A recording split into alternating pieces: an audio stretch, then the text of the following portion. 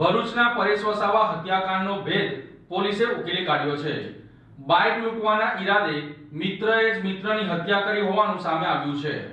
20 જૂનના રોજ અંકલેશ્વરના ધડાલ સાગબારા બ્રિજની નીચે નદીમાંથી એક અજાણ્યા પુરુષનું વિકૃત હાલતમાં મૃતદેહ મળી આવ્યો હતો।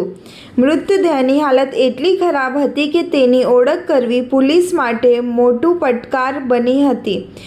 જો કે મૃતકના હાથ પરના ટેટૂના આધારે પોલીસે તપાસ આગળ વધારી હતી। તપાસ દરમિયાન મૃતકની ઓળખ પરેશ મણીલાલ વસાવા તરીકે થઈ હતી। પોલીસને જાણવા મળ્યું હતું કે પરેશ 17 જૂનના રોજ પોતાની મોટરસાઇકલ લઈને ઘરેથી નીકળ્યા હતા, પરંતુ ત્યારબાદ પરત ફર્યા નહોતા।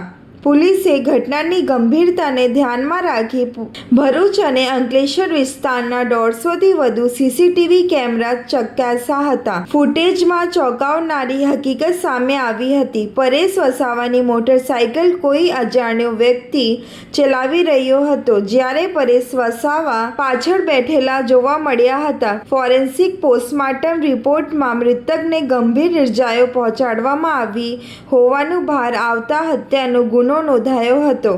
ત્યારબાદ પોલીસની અલગ અલગ ટીમોએ ટેકનિકલ સર્વેલન્સ, હ્યુમન ઇન્ટેલિજન્સ અને ગ્રાઉન્ડ લેવલની તપાસનો સહારો લીધો હતો।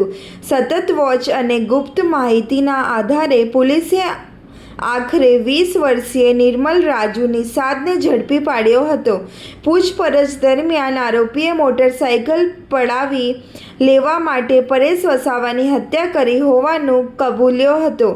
હત્યા બાદ આરોપીએ મૃતદેહને નદીમાં ફેંકી પુરાવા નષ્ટ કરવાનો પ્રયાસ કર્યો હતો। ઉલ્લેખનીય છે કે આરોપી નિર્મલ નિષાદ સામે અગાઉ પણ અંકલેશ્વરમાં ચેઇન સ્નેકિંગ સહિતના ગુના નોંધાઈ ચૂક્યા છે। તારીખ 20/6/2026 રોજ અંકલેશ્વર રૂરલ પોલીસ સ્ટેશન ખાતે અમરાવતી ખાડીમાં સાગબારા બ્રિજની નીચે એક ડીકમ્પોઝ હાલતમાં એક ડેડ બોડી મળી આવે છે કે જેને જોતા તેની કોઈ જાતની ઓળખ શક્ય હતી નહીં, કારણ કે ચહેરા ઉપર ઘણો તો વિકૃત થઈ ગયો હતો। આ હાલતમાં પોલીસ દ્વારા તાત્કાલિક જ સુરત ખાતે ફોરેન્સિક એફએસએલ કરવા માટે ડેડ બોડીને મોકલી દેવામાં આવે છે અને ત્યારબાદ ડેડ બોડીના ફોટા અને બધું લઈ અને વ્યક્તિની ઓળખાણ માટે ખૂબ પ્રયત્ન કરવામાં આવે છે, જેને આધારે અલગ અલગ અનેક સીસીટીવીઓ, ત્યારબાદ અલગ અલગ જગ્યાએ તેના હાથ પરના છંદડા, એના કપડાનું વરણ, આ બધું કરીને અઢળક જગ્યાએ તેના ફોટોગ્રાફર દેખાડવામાં આવે છે। 150થી વધારે સીસીટીવી ચેક કરવામાં આવે છે અને જેને આધારે જે મૃતક છે તેનું નામ પરેશ મણીલાલ વસાવા, ઉંમર વર્ષ 40, જે રહે દૂધપરા ડેરી નજીક ભોલાવ જીઆઈડીસી ખાતેથી હોવાનું મળી આવે છે।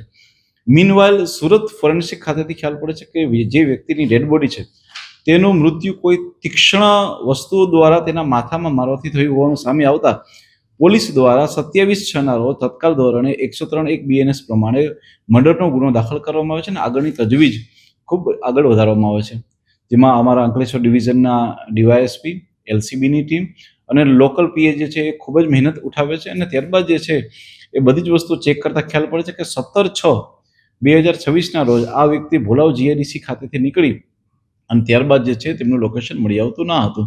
આગળ વધુ તપાસ ધરતા હ્યુમન ઇન્ટેલિજન્સના આધારે અને ટેકનિકલ ઇન્ટેલિજન્સના આધારે ખ્યાલ પડે છે કે એક વ્યક્તિ કે જેનું નામ છે નિર્મલ રાજુ નિષાદ, ઉંમર વર્ષ 20, જે મૂળ રહે છે ઉત્તર પ્રદેશ અને અહીંયા દૂધદાર નદી રહે છે અને આ વ્યક્તિના ટચમાં છેલ્લે 1 વર્ષથી હતો, તેની સાથે છેલ્લે જોવામાં આવ્યો હતો અને ત્યારબાદ ઇન્ટ્રોગેશનના આધારે અને અલગ અલગ બીજી ટેકનિકના આધારે પોલીસને સફળતામાં હાથ ધરે છે કે જેમાં વ્યક્તિ દ્વારા માત્ર તેનું મોટરસાયકલ પડાવી લેવાના હેતુ પાર ના આવતા તેણે વ્યક્તિનું પથ્થરથી મૃત્યુ નિપજાવ્યું હતું અને ત્યારબાદ જે ત્યાંથી એ ડેડ બોડીને ડમ્પ કરીને ફરાર થઈ ગયા હતા।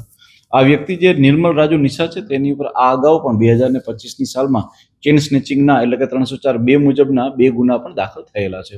હાલમાં પોલીસ દ્વારા આરોપીને અટક કરી અને આગળની મજબૂત કાર્યવાહી માટે કામ ચાલુ છે।